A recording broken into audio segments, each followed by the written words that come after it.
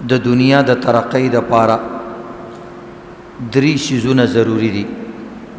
هر انسان دا غواړي چې زه دنیا کې هم کامیاب شم، آخرت کې هم کامیاب شم.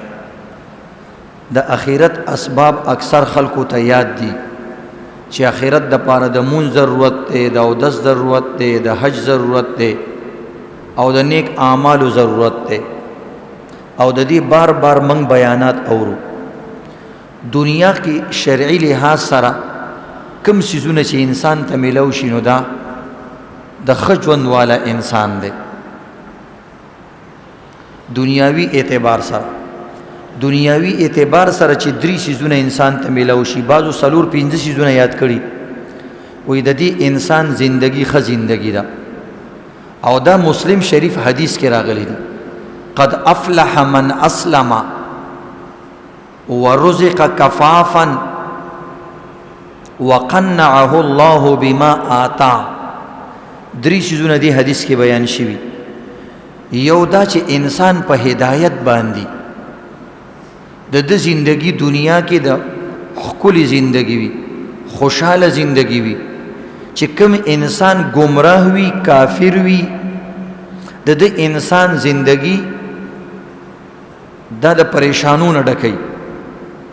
ساز و سامان صرف د انسان پریشانی نشي ختمولی، عیش و عشرت صرف د انسان پریشانی نشي ختمولی، جامع کپڑے وغیرہ صرف د انسان خوشحالی نشي راوسته.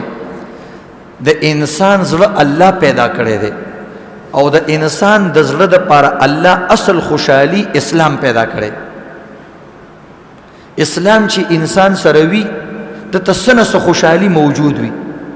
تاسو ګورئ کنه یو انسان وایي زه غریب یم، من او تاسو ورته وایو غریب خو کافر دی، یعنی چې تاسو سره د اسلام دولت شته، ته د دنیا د ټولو نه مالدار انسانی.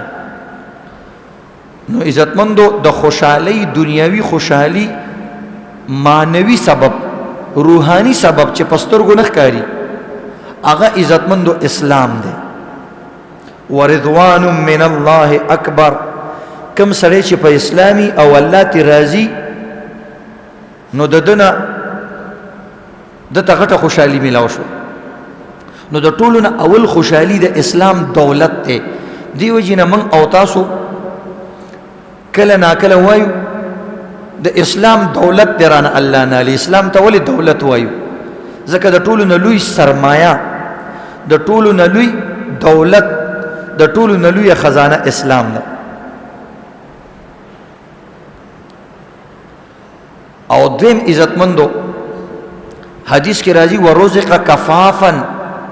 انسان چونکه دارالاسباب کې اوسېږي، اسلام نه علاوه هم اسلام د د لپاره بعض چیزونه ضروری کړي دي چې د زندگی دارالاسباب کې ما د اسباب لاندې تیریږي،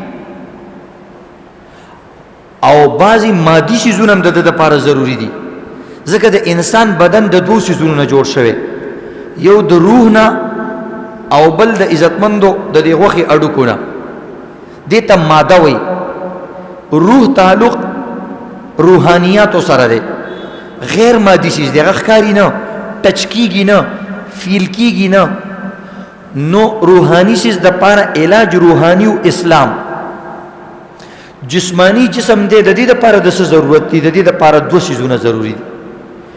یو کفافیت رزق، نیسیسیټی دی ته وایي، انسان د پاره ضروری رزق بقدر حاجت او بوقت ضرورت او بقدر ضرورت چې د انسان سره مال وي، دا هم د دنیا کامیابی ده. چې کوم انسان سره د ضرورت بقدر څه نشته یا بوقت ضرورت سره څه شی نشته، نو دا انسان ناکام انسان دی. بظاهر ناکام مطلب دا پریشان انسان دی. نور د آخرت اعتبار سره کو سره اسلام شته کامیاب دی، خو موږ د آخرت خبره نه کوو، دنیاوی زندگی بیانو چې دنیا کې به انسان خوشحالی والا زندگی څنګه تیری. یو اسلام چې د سره، دویم چې د سره بقدر حاجت او بوقت حاجت انسان سره رزق موجودی. کدا انسان سره نه انسان ډیر پریشان کیږي. انسان سره مثلا انسان ته د روټۍ سالن ضرورت دی، انسان سره روټۍ سالن نشته، صرف روټۍ د اوبه دي، نو دی انسان گزاره نه کی. انسان ته مثلا نیم کیلو خوراک پکار دی، د سره یو چټاکۍ دی، غریب صحت خرابېږي. انسان ته مثلا د پروټین ضرورت دی، هغه خوراک انسان سره نشته دی، انسان بدن کمزوري کیږي، مونځ هم صحیح نشي کولی، روژه هم نشي نیولی، د بیماریانو شکار هم شي. دی وجې نه انسان د پاره د ضرورت برابر رزق پکار دی. دی وجې نه الله رب العزت په مسلمانانو باندې رزق ګټل ضروری کړی دي. که رزق او دنیا ګټل د انسان د پاره ضروري وي، ضروری نه وي، بقدر حاجت، نو بیا انسان باندې بیا دا لازمول نه. او حدیث پاک کی راځي چې د فرایض نه بعد، د غټو فرایض نه بعد خپل اولاد لرزق ګټل هم فرض دي. د ښځې نفقه ورکول فرض دي، د غریب اولاد نفقه ورکول فرض دي. کپلار دی غریبی، خور رور دی غریب دی، او نږدې رشتہ داران نه دی، له رزق ورکول پتا فرض دي. کته تهجد گزارې، حاجی عمره والای، خو خپل دا فرض منصبی نه پورا کې ته ګناهګارې، نو دا واپس پورا کې دې د پاره د کاروبار کې، تجارت بکې، لاس په بخوځه، جاب بکې، ملازمت بکې، کاروبار بکې، نو دا ضروری ده. نو چې چاته بقدر حاجت او بوقت حاجت رزق ملو شي. یا بعض وخت کې داسې وي یو انسان دی ورځ په ورځ کمزوری کیږي، ډاکټر ورته وایي بچیا طاقتور خوراک کوه، هغه ته ډاکټر صاحب زما طاقتور خوراک وس نه کیږي، طاقتور دوایي ورته ولیکي، وایي چې زما وس نه کیږي. نو سوچ وکړه، بیا کال پس دا مالدار شي خو غریب نه ټانټه جوړه شي، چوکتی جوړه شي، نری شي، نو په دې پیسو بسو کی. نو دلته پیسې رااله خو په وخت ضرورت رانلې، پهله خو راغلی وي په وخت ضرورت، خو په قدر حاجت نه راغلی، کمی وي. چې جامې علي خوراک پاتې کیږي، چې خوراک اخلي جامې کپڑے لتی پاتې کیږي، انسان پریشان شي. دی وجنه د رزق د پاره د رزق خیال ساتل دا ضروری دي. ګینه ته په دنیا کې د ناکامو خلکو ژوندۍ تیرې، ته په دنیا کې د ډیپریشن او د پریشان خلکو ژوندۍ تیرې. ها دریم سیز او سره پکار دی، وقنعه الله بما آتا، قناعتم پکار دی.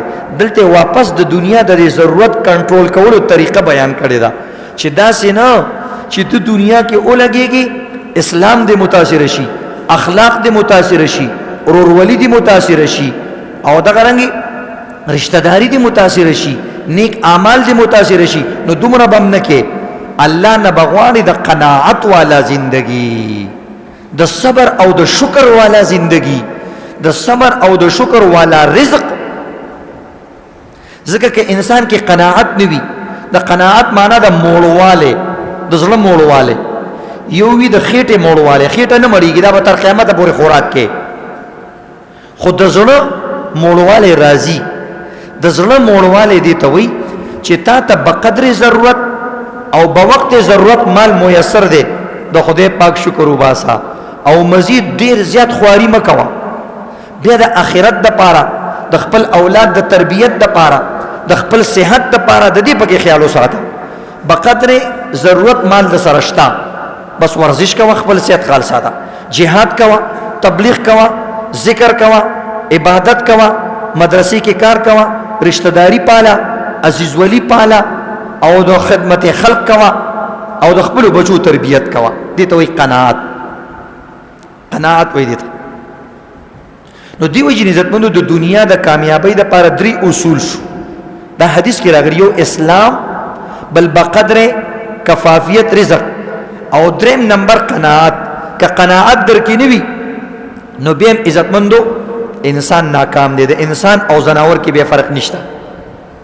زناور ته چې څومره ورچ هغه خوري، څومره چې ورکه هل من مزید، نور غواړي، نور غواړي، نور غواړي. انسان څه ته وایي چې دا یو سټیج ته ورسیږي، دا به بس کی، دې ته وایي انسان. کدا د زناورو په شان کار کوي، بیا دو او انیمل زناورو کې فرق نشته، سیم تھنگ، یو شی.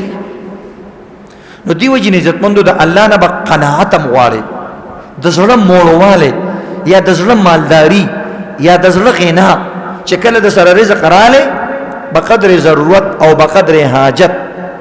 نو عزتمندو بیا آخرت تیاری او که نوی کمزوره شپه ورځ خواري کوه، محنت کوه، رزق ګټه.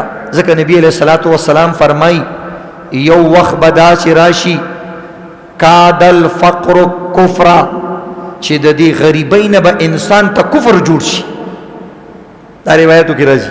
څه مطلب؟ انسان چې غریب شي هر څه کوي، مجبور شي، کمزور شي، حاجتمند شي. حاجتمند انسان مجبور شي، مجبور انسان هر څه کوي. نو دا به څه کوي چې کله د سره رزق نه په حرام طریقې به بیا پیسې حاصلوي. مثلا انسان رزق نشي ګټلی نو بس بیا به جواری کوي او غلا به کوي، په غلطه طریقه به مال حاصلوي. یا به داسې حال راشي چې دا به د پیسو دپاره خپل ایمان خرڅ کړي او مرتد بشي. یا د غریبۍ د وجې نه به داسې حالت راشي چې دا به خودکشي وکړي او خودکشي ته که دا حلال وي نو په دې باندې دا د اسلام نه خارج کیږي. نو دې وجې نه عزتمندو شریعت موږ ته پاره ښکلې رهنمایي راکوي چې درې نعمتونه د دنیا د کامیابۍ دپاره دي.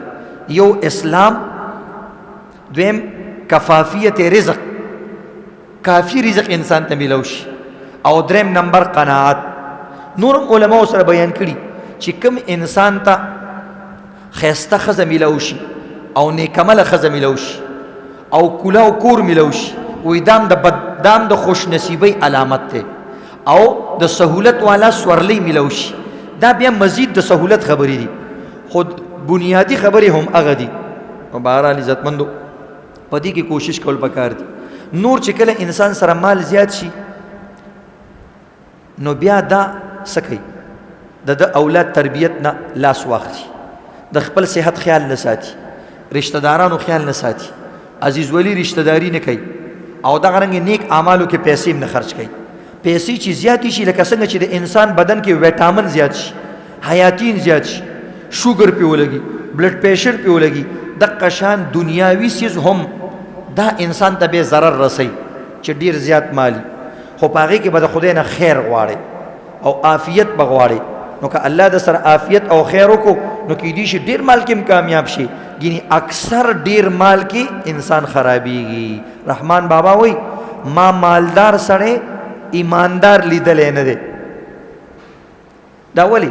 ځکه مالدار چې چا سره ښه کوي اکثر د نوم دپاره کوي، اکثر د مال د ترقۍ دپاره کوي، د حرص او د لالچ په تور باندې کوي. نو دې وجې نه هغه ته ثواب نه میلاوي.